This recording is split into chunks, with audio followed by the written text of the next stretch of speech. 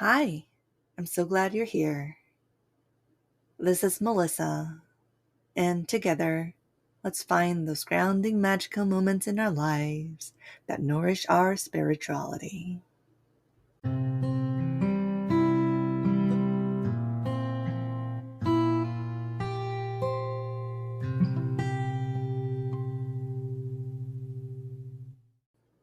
This is a cute little episode about the fun details of my first whole year experiencing the seasons of northern Colorado.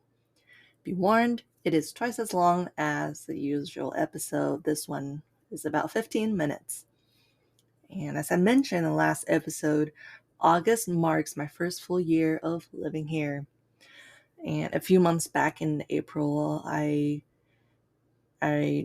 realized that I'm starting to feel comfortable in the relationship with this place and feeling familiar, and that I've experienced the most iconic winter, the iconic cold winter.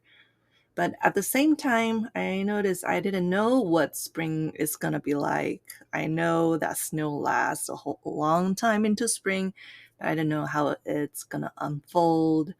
Um, I don't know how summer begins.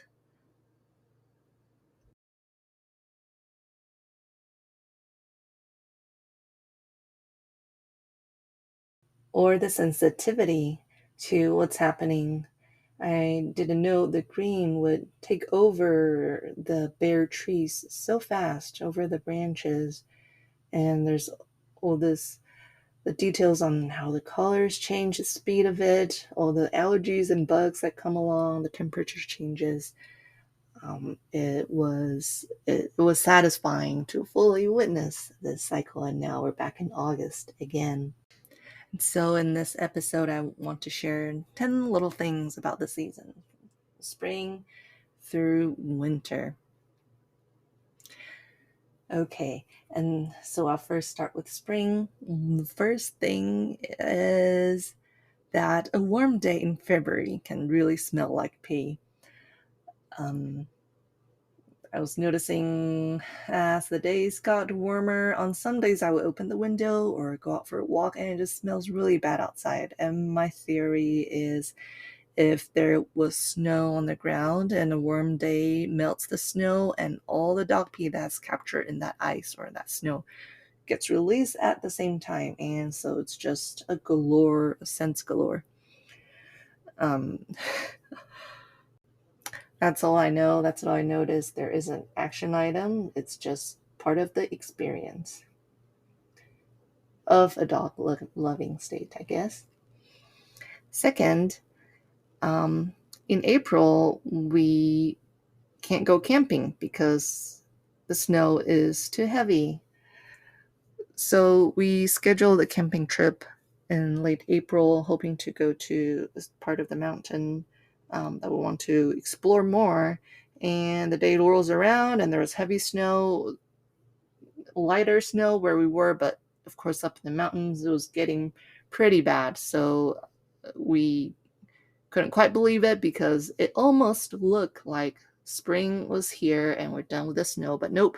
And I think that fits the conventional wisdom of how in this area the snow can last until May, and it proved to be true.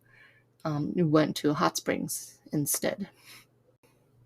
Number three, in spring leading to summer, we cannot open the windows because too many moths get inside.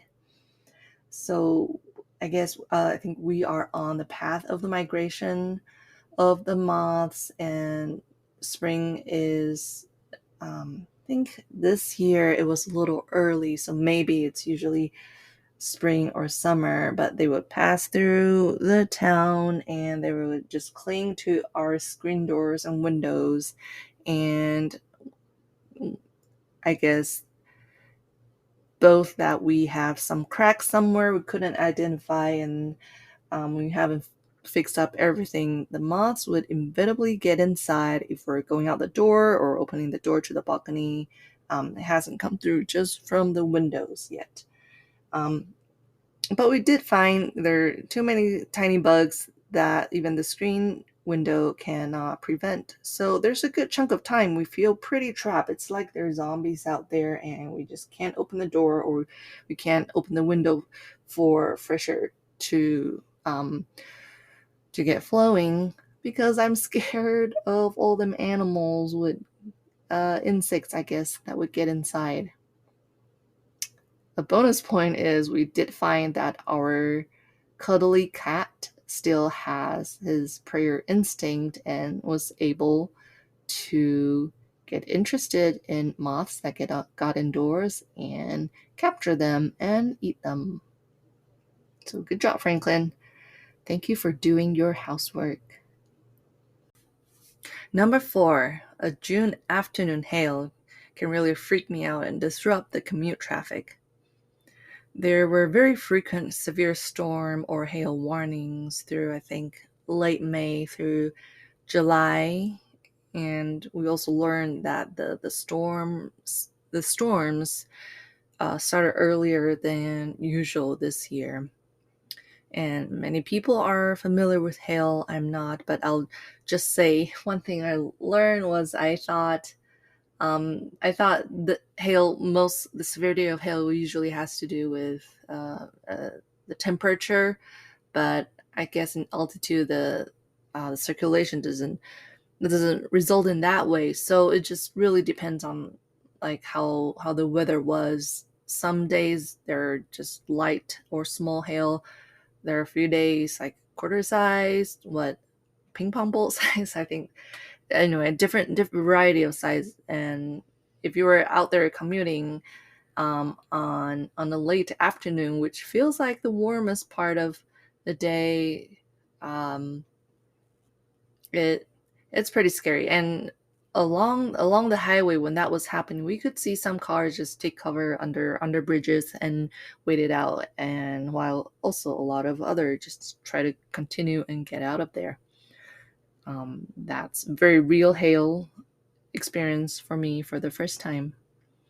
And related, number 5, the thunderstorms or the thunders themselves can also really freak me out, because we have a very big view of the sky. We can look eastward towards where the plains are, and the lightnings of the summer storms are just a crazy light show. And sometimes they continue late. Like if I pull down the blinds, the flashing still disrupts my sleep. But it's the thunders that really are scary. They sound really, really close. They will make me jump and probably make plenty of animals unhappy. And when I'm in the shelter of indoors, it can be nerve-wracking, but also kind of exciting. Right, number 6, sunflowers. There are a lot of wild sunflowers everywhere in these drier climates and this type of soil.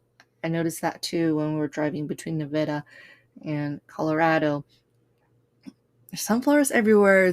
They're really cute, really pretty, along the highway, along just houses, city streets, and schools.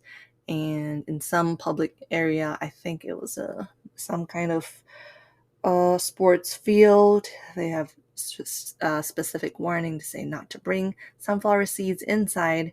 And I'm not sure what that's particularly for. I just could imagine if the stem starts sprouting out for an activity that really needs soft soil, that's not gonna be fun, because they seem like they could be very pokey. Oh, okay, and now as we get into fall, the number 7, the golden fall colors, the aspen, is really breathtaking, and any artwork you see that depicts that a sea of golden forest, that's no joke, and that's really the truth. I think they're kind of everywhere. You can appreciate the full colors wherever you are.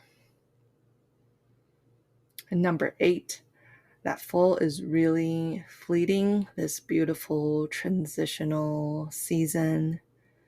And what I mean by that is it went from really hot in the summer to really cold in the winter, about November, really quickly. It felt like a blink of an eye, and none of my all but one of my winter jackets that I had brought with me was useful. I thought I could save them for fall, for winter, but they're definitely not warm enough for winter, and I only got a handful of times to wear my different jackets in the fall. Once winter arrived, I had no use for them. So definitely none of that Mediterranean climate or subtropical weather clothing for me. Number 9, not all snow is equal. Um, we are very excited to be in a place that snows and learn that the condition or the quality of snow just varies. They can be different, really different day to day. I mean, from time to time, each time it snows, and a lot of it, the temperature, how quickly the temperature rises back up or stays cold for a few days, that really decides what kind of that really decides if a snow is kind of favorable or pretty, or it might cause danger. For example, if slush has appeared, for example, does the does it stay really cold next day? Or even if it warms up, then it's kind of similar. If the slush continues to melt, then it'll become water, and that's great. It'll get dirty for a few days, but it'll go away. Or does it stay cold enough that they just stay the same? That's also that's predictable. If it warms up and then refreeze again, I think that's what creates what they call black ice, and that's how there's different layers of ice, and there could be really slippery areas without having it really visible on the road. And also, if it snowed a whole bunch, there's um usually when it's warmer, there's also no guarantee if that's gonna be gone pretty quickly and melt off, or if it's just generally cold, it could stay for weeks. So if you see snow, um, it could be from recently, or it could be from a long time ago and has stopped snowing since. It just has stayed cold for a long time. Okay, 10, the next thing, a bunch of different snow phenomenon is really interesting. Grapple is cute soft hail that falls on the ground. Flurries, I think of them as the fairy variety of snow. And glaze is what they call the beautiful ice coating on bare branches that have um, stayed frozen outside. And for example, grapple. One day I was taking a walk after work, so late afternoon, not that cold, and things started falling from the sky. And okay, they look like snow, but it's not snow, and it's warm. And I picked them up. They felt like really soft, packed cotton, just tiny. They're a little squishy between my fingers, but they also melted quickly. And so it's that sums up 10 points, and it's really interesting to look up on Wikipedia the different winter or snow phenomenon, and there are all these terms, and now I don't have to just rely on my brain to learn what these things are. I can link them to what I'm seeing and experiencing, and it's really such a treat to experience these for the first time. And these are probably just common sense for a lot of people, but I want to document this kind of feeling and delight and little surprises that comes with just experiencing something different. And that is all. Thank you for staying with me. And that wraps it up. I will see you in a different episode.